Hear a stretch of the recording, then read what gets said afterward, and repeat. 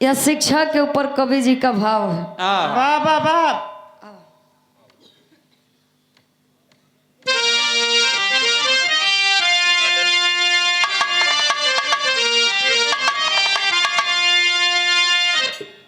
नादान पंछी को उन्मुक्त उड़ने दो,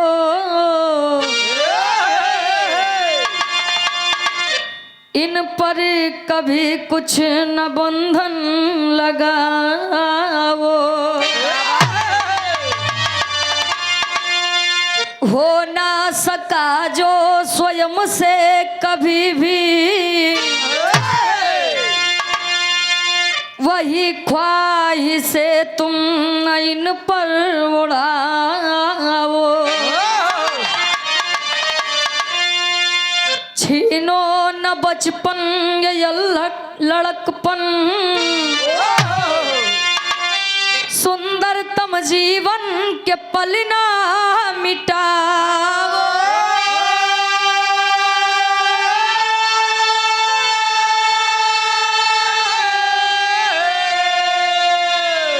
सुरेंद्र की इच्छा करो खुद समीक्षा, परीक्षा में बचपन को यूं ना गवाओ।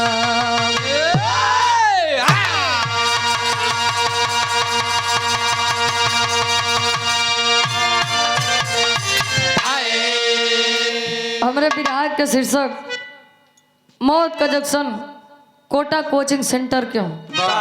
शिक्षा जरूरी है, कहा गवा पढ़बा लिखबा तब हो जनबा, लेकिन शिक्षा वहाँ तक ठीक है जहाँ तक लोग अपने मन से वो चीज करना चाहें। समाज की सच्चाई है, जो काम ये आप अपने बच्चों से प्रेम से करवा सकते हैं, वो काम डांट के मार के कभी नहीं करवा सकते हैं। बड़ी बढ़िया गजल के संकेत करते हैं कवि जी। कोनो प्रेमी अपने प्रेमिका के लिए कहता है,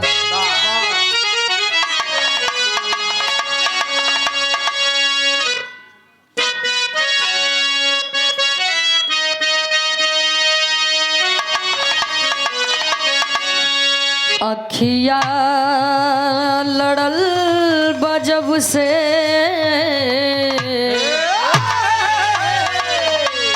अखिया लड़ल बजब से, दिल में करार नहीं थे। अखिया लड़ल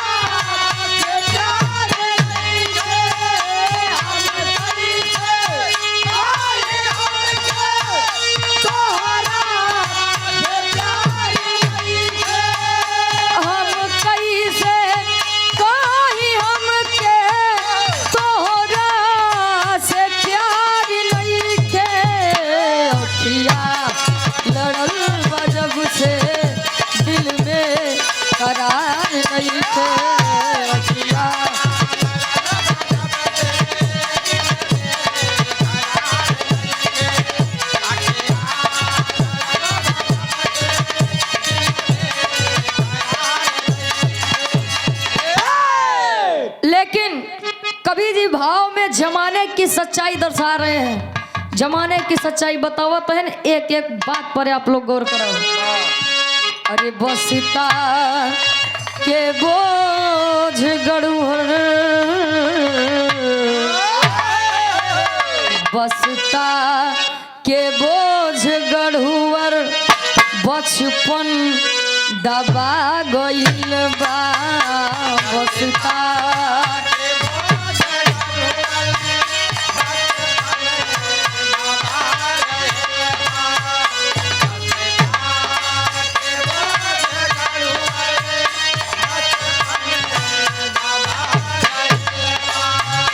कैसन जमाना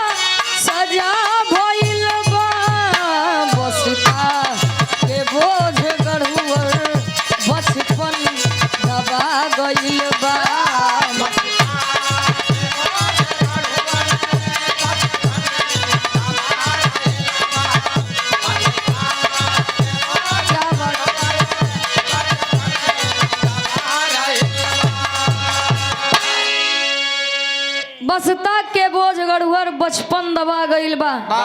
कैसन जमाना आयल शिक्षा सजा भइल बा।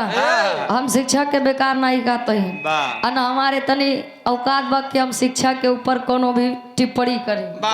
लेकिन आप लोग जाना था पहले के लोग, पहले के शिक्षा और आज के शिक्षा में अंतर का बा। आज के लड़किया का LKG प्ले KG में नाम लिखवाई दे 3000 4000 उनके महीना के फीस बा। अब कॉपी किताब तो ऐसा नहीं चालू बा, लागू बा कि लड़किया वही में निहुर जा तहाँ बैग टांगे एक बार, लेकिन कंधे पर बोझ है पढ़ाई का। कैसन जमाना आयल शिक्षा सजा भइल बा। इ काहे बरे कवि जी लिखत हैं बिरहा में, आगे बताऊ हमरे बिरहा के कहानी के शुरुआत यहीं से बा। कैसे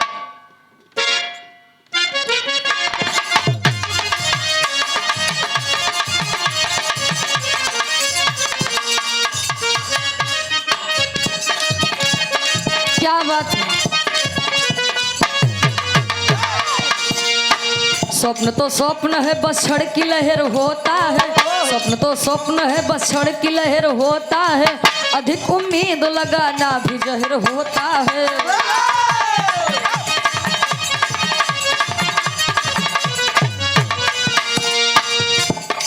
पुष्प खिलने दो महक हर दिशा में व्यापेगा। पुष्प खिलने दो महक हर दिशा में व्यापेगा। उन्मुक्त उड़ने दो पंछी गगन को नापेगा।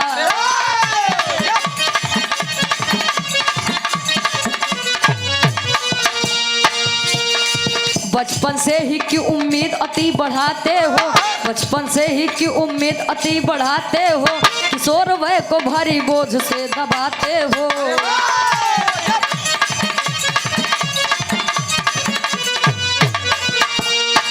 ABCD में दबी देखो किलकारी है। ABCD टेबल में दबी किलकारी है। अल्फा बीटा अब किशोर युवा पे भारी है।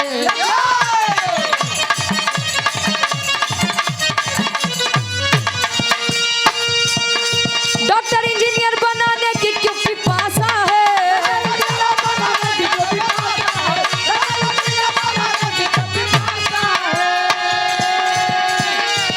तो डॉक्टर इंजीनियर बनाने की क्यों पिपासा है। बड़ी लोगों में उम्मीद बेतिहासा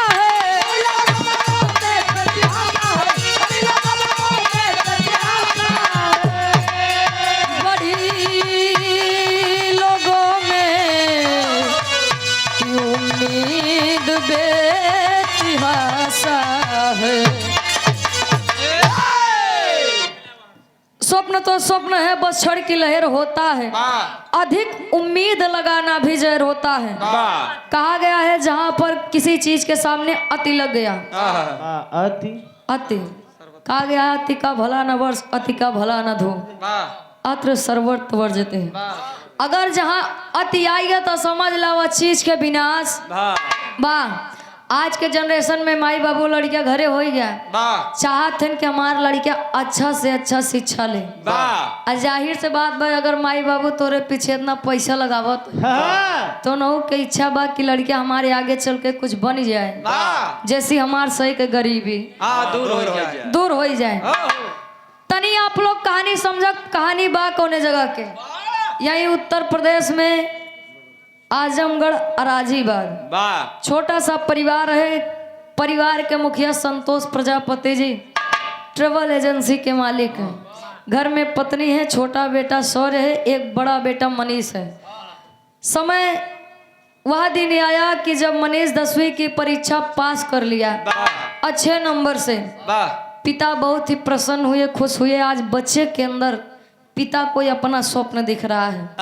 बच्चे को गले से लगाए, बोले बेटा परिस्थितिवश मैं इंजीनियर नहीं बन पाया, लेकिन मैं चाहता हूँ कि तू इंजीनियर बने। लड़कियां कहे अगर बाबू हमार सोचत है तो बढ़िया सोचत हुई। सबसे बड़ा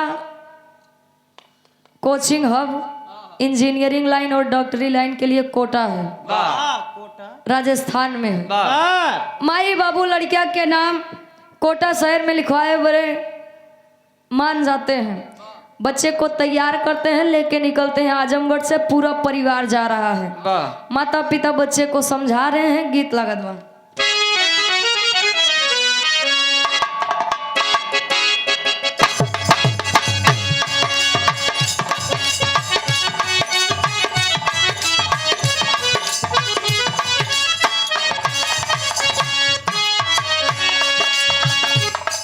भौजाई अपने ननद से मजाक करे, ननद और भौजाई के रिश्ता बड़ा बेजोड़ होता है। अगर दोनों में पटत हो तो अब उनका देखे अगर जरते रही है तो कहाँ से रिश्ता पटे भैया। भौजैया ननदिया से मजाक करे, का कहे,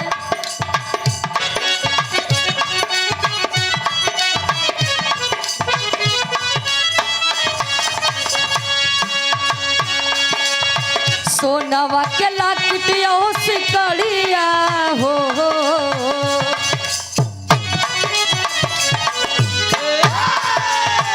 सोनवा के लाकिटिया सिकड़िया हो, बतावा ननदो के कर दी हलवा।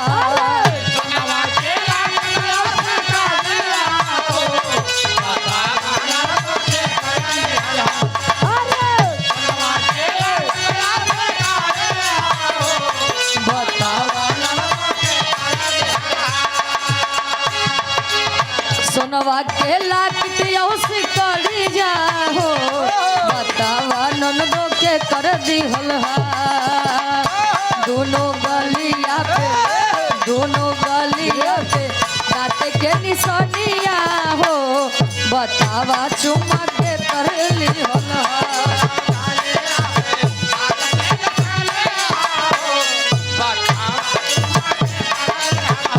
दोनों गलिया पे दाँत के निशानिया हो,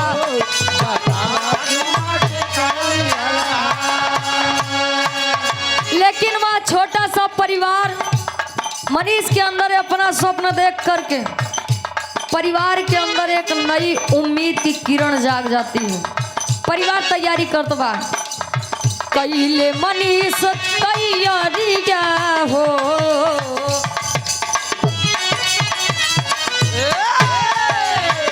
कैले मनीष तैयारिया हो, सपनावा सजावे बाबुआ। कैले मनीष तैयारिया हो, सपनावा सजावे बाबुआ। कैले मनीष तैयारिया हो, सपनावा सजावे बाबुआ। कैले मनीष तैयारिया हो, सपनावा सजावे बबुआ। समझावे घरवा बाबू यो मतरिया हो, कदमवा बढ़ावे बबुआ।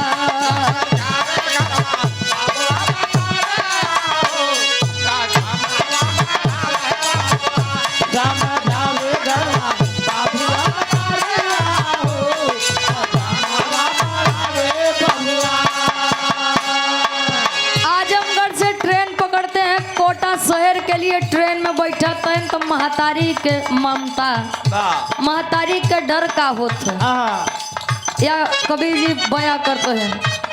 महतारी अपने लड़का के समझावत बा,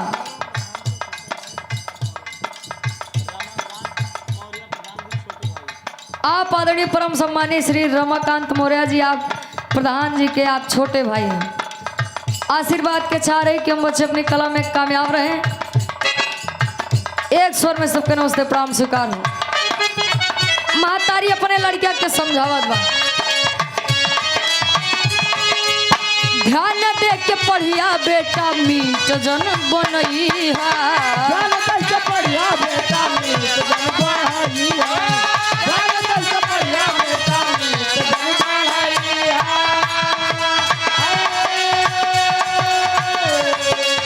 अपने काम से मतलब रखिया, घूमे मत जइहा। अपने काम से मतलब रखिया, घूमे मत जइहा। अपने काम से मतलब रखिया, घूमे मत जइहा।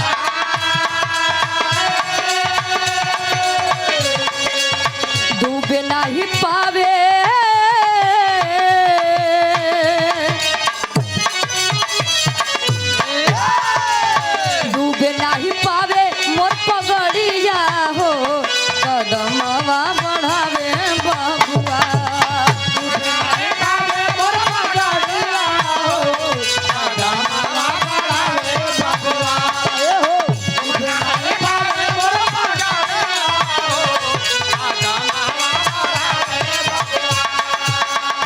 भी नहीं पावे मोर पगड़िया हो कदमवा बढ़ावे बबुआ समझावे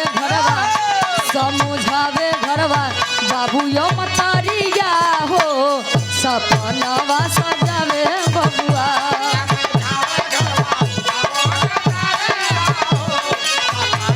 क्या बात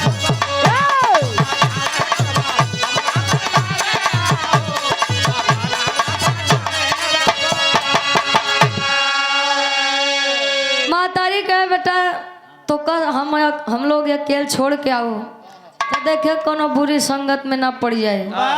हम लोग तो का यहाँ पढ़ावे खातिर लेके चलते ही मांस मछली के चक्कर में मत पड़ना। दारू भले पिए बेटा। अच्छा वाह हमका लगा तू कैसे समझावा जाते बस। मातारी कहे बेटवा हर एक बुरी चीज से दूर रहे सिर्फ ये और सिर्फ पढ़ाई करे तोरे हाथ में हमार सही की इज्जत बा अपने बाबू के पगड़ी झुके न दे। सबसे बड़ी बात तो यही हो जाती है माता पिता अगर लड़किया का कोनो काम करवावत है तो सबसे बड़ी बात बेटवा बेइज्जती न हो बिटिया बेइज्जती न हो के चाहिए। ध्यान दे के कदम बढ़ाया ऐसे नहीं बोला थे यही दबाव में लड़कियां अवसाद से घिर जाते हैं चिंता समा जाती है मन में। आप लोग गौर करेंगे कोटा शहर में पूरा परिवार आता है बच्चे का एडमिशन करवा देते हैं। बच्चा फाउंडेशन कोर्स करने के लिए मान जाता है। फाउंडेशन कोर्स का मतलब यह होता है कि बच्चा प्रतिस्पर्धी परीक्षाओं की भी तैयारी करेगा साथ ही साथ अपनी आगे की भी पढ़ाई पूरी करेगा। आए नाम लिखवा दिए 2-4 दिन रह के बच्चे का मन बहलाकर माता पिता और छोटा भाई सौर आजमगढ़ आ जाते हैं। बच्चा अपने हॉस्टल में ठहरता है रुकता है पढ़ता है लिखता है कोई बुरी संगत नहीं है। कोचिंग का नियम था कि हफ्ते भर में 3 बार टेस्ट होगा और इंजीनियर बने खातिर जेई क्वालिफाई करना पड़ता है। और लड़का के जब टेस्ट होए जवान एक नियमित नंबर आना चाहिए। वो नहीं आ रहा बच्चे का नंबर नहीं आ रहा था। बच्चा सोचे कि आखिर मैं इतना पढ़ता हूँ मेरे अंदर कोई बुरी संगत नहीं है फिर भी मेरे नंबर इतने कम क्यों आते हैं। सोच रहा है बच्चा गीत लगत बा कैसे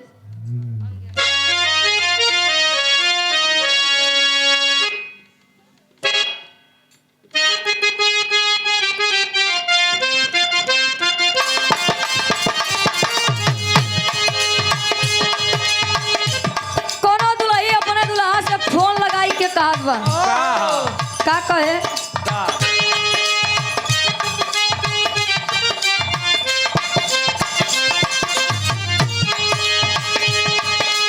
अंग अंग मद मातल दहिया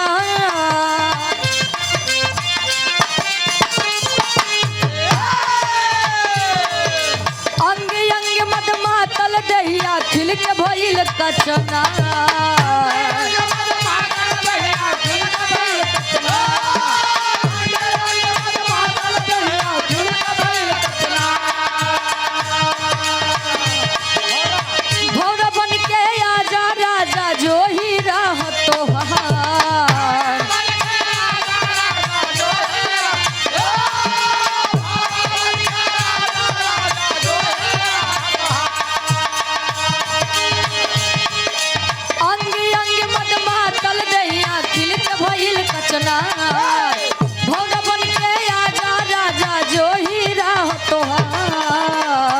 मोरे बलमुआ हो मोरे सजनवा हो कबो ले करैबा इंतजार मोरे बलमुआ हो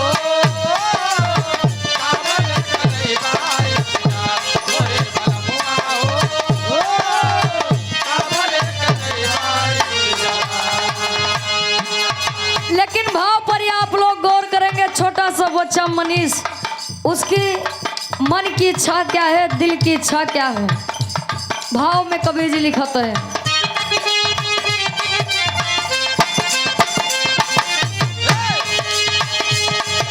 हर हफ्ता में होवे परीक्षा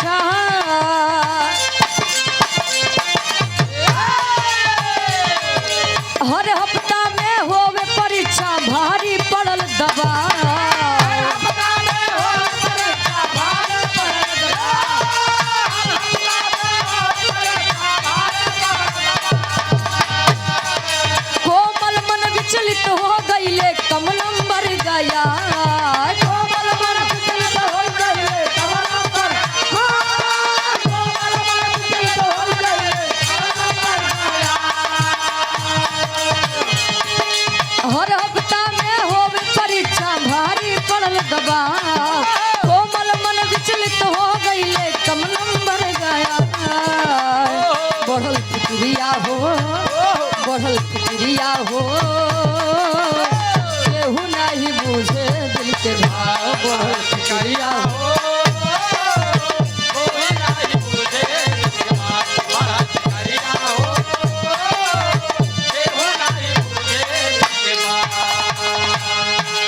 हफ्ते में 3 बार जब टेस्ट हो बच्चे का नंबर नहीं आ रहा है तो अब कोचिंग वालों से भी अब दबाव पड़ रहा है। वहाँ के टीचर बच्चे को डांटते हैं कि तेरा पढ़ाई में मन नहीं है, तो सिर्फ और सिर्फ अपने माता पिता का पैसा डुबाने इधर आया है। तेरे पिता से तेरी शिकायत करनी पड़ेगी। कोचिंग वाले करते क्या है,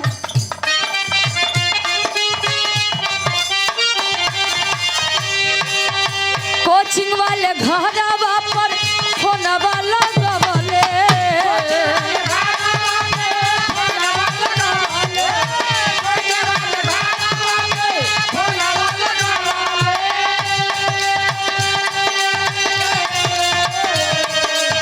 पिता संतोष जी के कोटा में बोलवले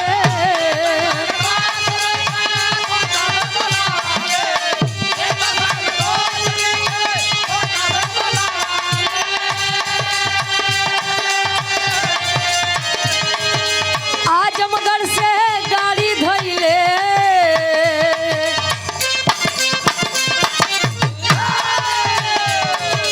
आजमगढ़ से गाड़ी धइले कोटा भइल पड़ा आजमगढ़ से गाड़ी धइले कोटा भइल आजमगढ़ से गाड़ी धइले कोटा भइल पड़ा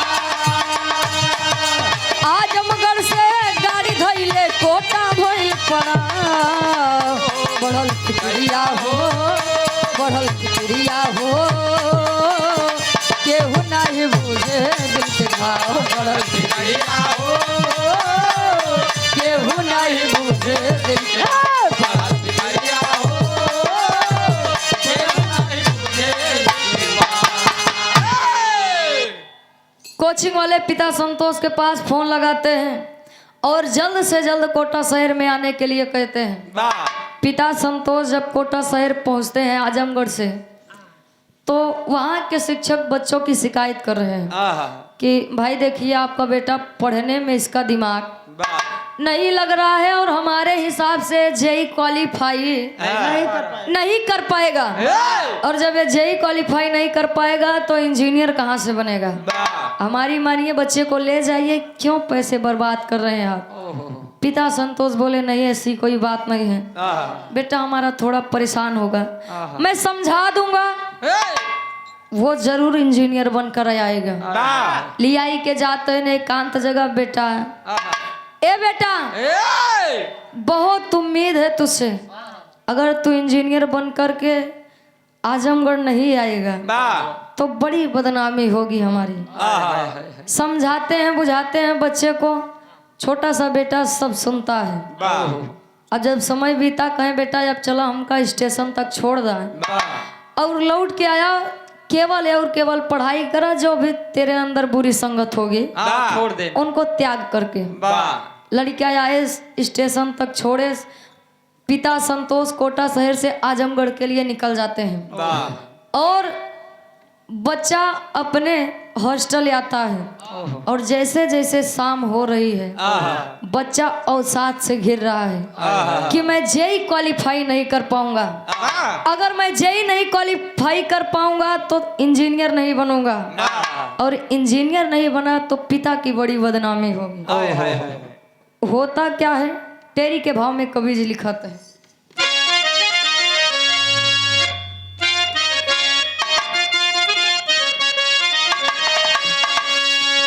अरे शिक्षा भी अब हथियारी हो गई, अरे शिक्षा भी अब हथियारी,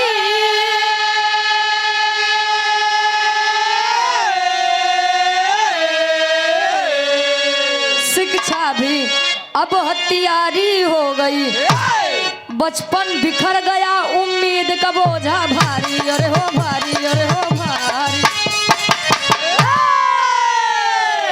शिक्षा भी अब तैयारी हो गई, बचपन बिखर गया, उम्मीद का बोझा भारी। बच्चा हॉस्टल आता है, जैसे जैसे शाम हो रही है बच्चा खुद को नहीं बर्दाश्त कर पा रहा था। बच्चा सोचे कि सारी और सारी उम्मीद हमसे है, इज्जत बेइज्जत होना केवल हमसे है। अगर हम ही ना रहे इस दुनिया में तो इज्जत और बेइज्जत होने का कोई सवाल ही नहीं पैदा होगा। यही सोचकर वह छोटा सा बच्चा मनीष हॉस्टल के कमरे में चद्दर के फंदे से लटक करके अपनी जान दे देता है। किस लिए? क्योंकि उसे परिवार का प्यार, परिवार का सपोर्ट नहीं मिला। गार्जियन लोग हमारे सामने बैठे हैं, घर में बच्चे होंगे तो एक बार उनसे जरूर उनकी राय ले ले कि बच्चा किस क्षेत्र में जाना चाहता है, उसका रुझान किस क्षेत्र में है। कहा गया है कोई क्षेत्र खराब नहीं होता है। अगर आप लोग बच्चे को स्वतंत्रता पूर्वक उस क्षेत्र में जाने देंगे तो हो सकता है वो उसमें भी आपका नाम कर दे। यार हॉस्टल से फोन जाता है पिता संतोष के पास कि भाई संतोष, आपका बेटा मनीष प्रजापति अब इस दुनिया में नहीं रहा।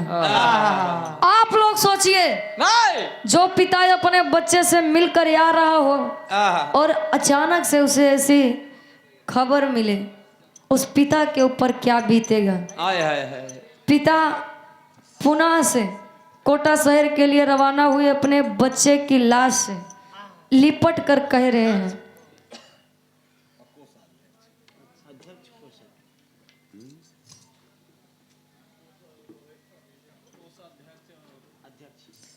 आप आदरणीय परम सम्मानित अध्यक्ष साहब, आप आदरणीय श्री भोलानाथ गौतम जी और कोषाध्यक्ष आप आदरणीय परम सम्मानित हिमांचल गौतम जी, आप बाबूजी के द्वारा इस भाव को समझते हुए 100 रुपए का महान आशीर्वाद गोड़ छू के पहली बार आशीर्वाद के चाह रहे हैं।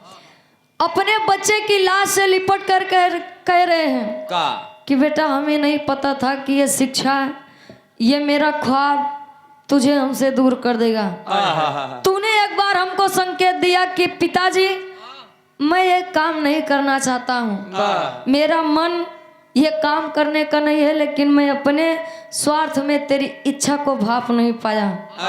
मैं तेरी उस माँ को क्या जवाब दूंगा। पिता संतोष बच्चे से लिपट कर रो रहे हैं। आज लाश एम्बुलेंस से अराजीबाग उत्तर प्रदेश में आती है। माता जब अपने द्वार पर एम्बुलेंस देखती है चौंक जाती है, अवाक हो जाती है कि आखिर हमारे घर पर ऐसी चीजें क्यों। जब बेटे की लाश निकाली जाती है, माँ अपने बच्चे से कह रही है, और एक बेबस लाचार माँ की हालत क्या है कभी जी बतावे की कोशिश करते हैं। गीत लगत बा।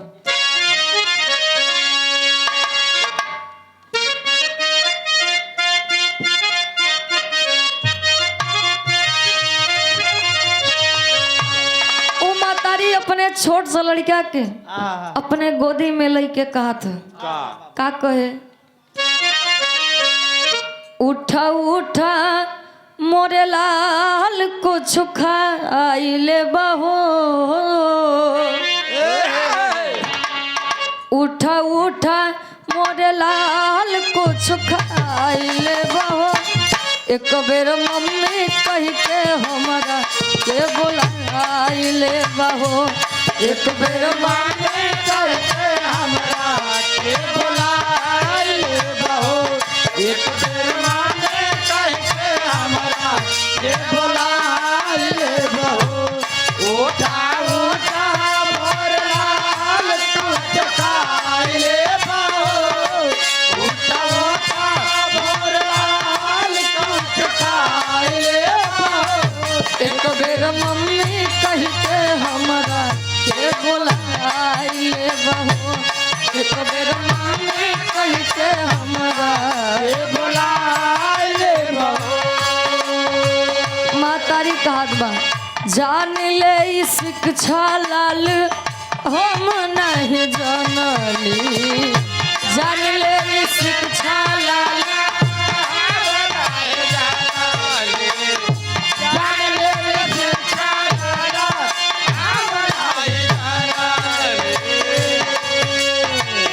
अपना से दूर तो है कबो नहीं बेजती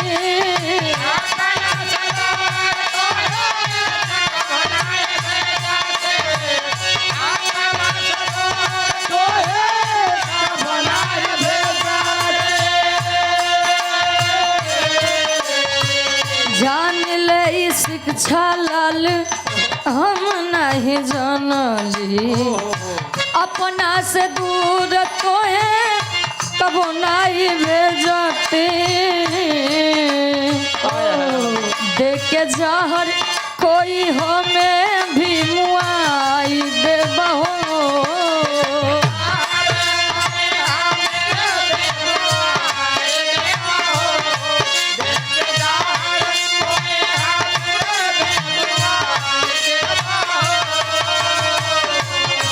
देख के जहर कोई हमें भी मुआई दे बहो कबेर मम्मी कह के हमरा के बोलाई ले बहो कबेर मम्मी कह के हमरा के बोलाई ले बहो कबेर मम्मी कह के हमरा के बोलाई ले बहो कबेर मम्मी कह के हमरा के बोलाई ले बहो मातारी कादवा बेटा अगर हमको पता होता अगर हम जानते कि ये शिक्षा ये ख्वाब तेरी जान ले लेगा हम लोगों को तुझसे दूर कर देगा तो बेटा हम तुझे अपने से दूर कभी नहीं भेजते माता बिलख रही है रो रही है लेकिन कहा गया है जाने वाले कभी लौट के नहीं आते छोटा भाई शौर्य रो रहा है पिता संतोष रो रहे हैं आज परिवार की हालत एकदम गमगीन हो गई है सिर्फ और सिर्फ एक छोटी सी गलती के कारण तो आप लोग यह गलती न करिए अब तनी गौर करब आज के शिक्षा और पहले के शिक्षा में अंतर का बा पहपट के भाव में कवि जी दर्शावत है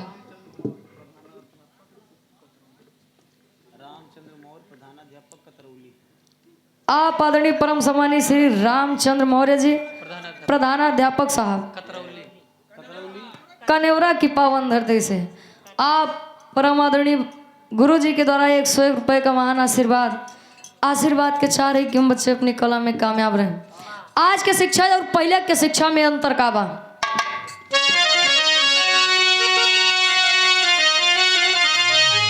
अरे पहले के शिक्षा रहल महान ज्ञान गुण सागर हो अरे तो पहले के शिक्षा रहल अब महान ज्ञान गुण सागर हो आज खुलल बा शिक्षा के दुकान ज्ञान गुण सागर हो आज खुलल बा शिक्षा के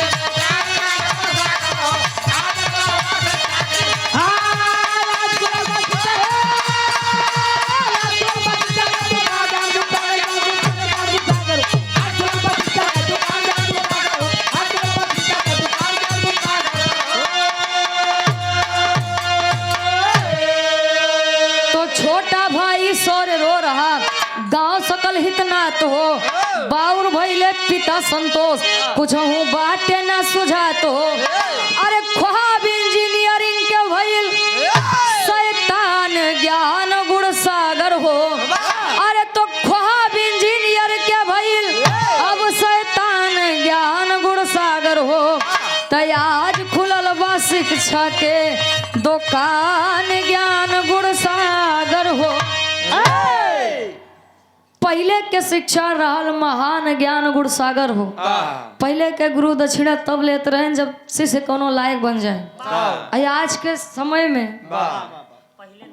हाँ कि बेटा तार 2 महीना की फीस नहीं जमा बा पहले ओका जमा करा तब शिक्षा बरे आया नहीं तो जी नहीं आया पढ़े खातिर नहीं तो घरे से केहू गार्जियन का लिया ही क्या आया स्कूल तो स्कूल बा देखता हर एक जगह कोचिंग के व्यवस्था हो गई बा 6 घंटा या 8 घंटा कुछ नहीं समझ पावत हाँ, लेकिन 1 घंटा के कोचिंग करे से हाँ सब समझ में आ सब समझ में आ जात बा। बा कोचिंग के आजकल देखता एक फैशन हो चला जात बा। बा कुछ लड़कियां पढ़े जाते हैं तो कुछ फैशन खातिर चला जाते हैं कि हम कोचिंग पढ़े थे, बा लेकिन अगर कोचिंग नहीं पढ़ता मन चित लगाई के स्कूलों में पढ़ ले बा, विद्यालय में पढ़ ले बा, तो कोचिंग के जरूरत नहीं बा। बा अब तनी गौर करब कि बिरहा लिखत तक 2015 से 2023 तक के बीच में कितना विद्यार्थी यही चीज के शिकार वहाँ अपन जान दिए हैं। आल्हा के भाव में कवि जी प्रमाण देते हैं।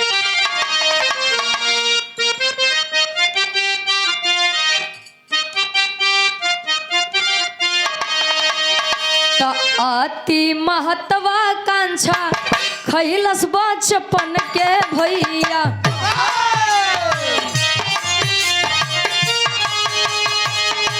खो खो कबड्डी गुल्ली डंडा गाहेरा,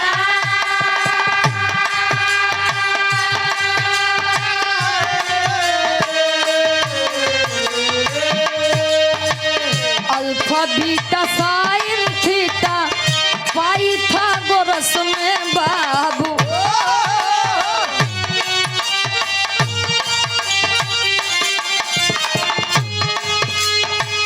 बटनी बायोलॉजी में गइल बाहो भूला,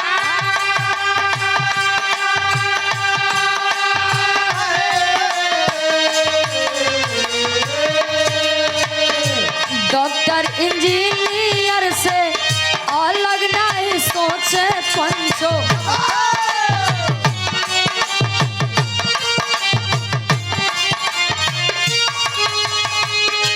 बचपन के इच्छा सब दे होला नशा,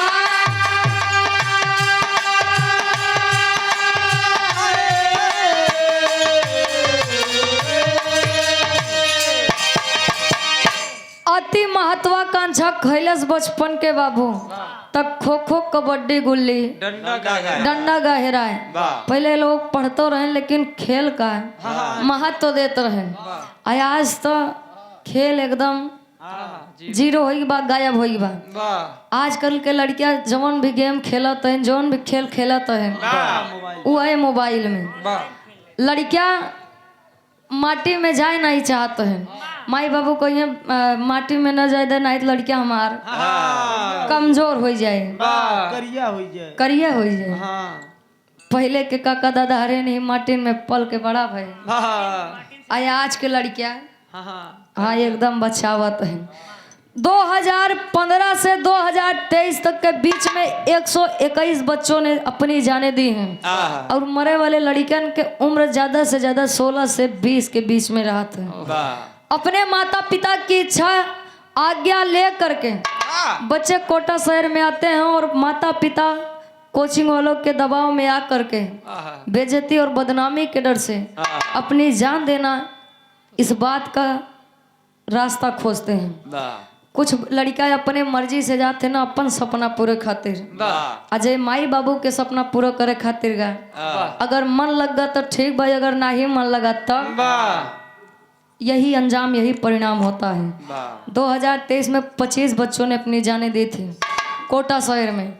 21 छात्र 5 छात्राएं हैं। तो एक बार फिर से हाथ जोड़ के निवेदन बा, गार्जियन है आप लोग, अपने लड़किया से एक बार जरूर सलाह ले जा कि लड़किया क्षेत्र कोने में जाए चाहत बा। आखिरी में खड़ी के भाव में कवि जी लिखत है।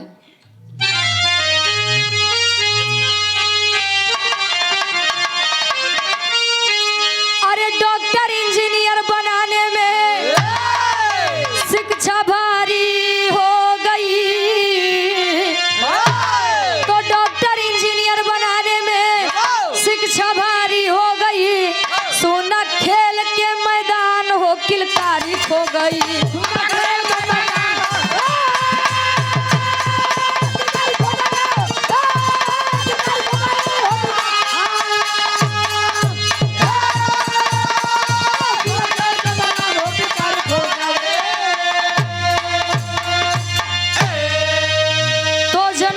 बचवा के व्हाट डू यू सिखावे हो, तल्लू का छिपिता तथैया खेल ना बतावे हो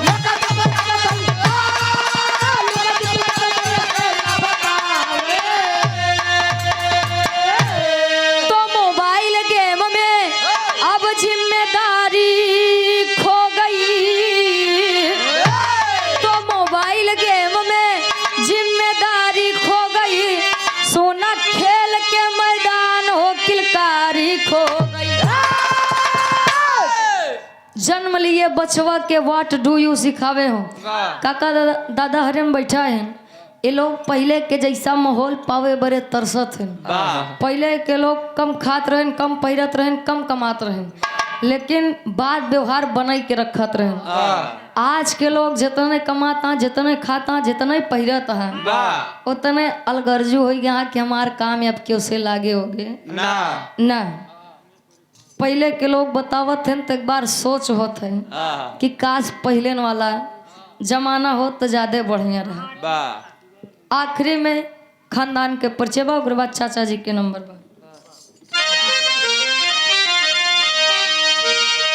गुरु बिहारी गुरु गणेश अब मत छीनो बचपन की लाली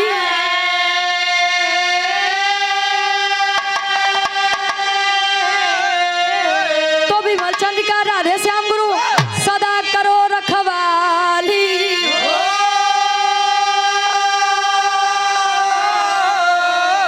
शिक्षा भी अब हथियारी हो गई रुचि कभी सुरेंद्र दया करा महतारी शिक्षा भी अब हथियारी हो गई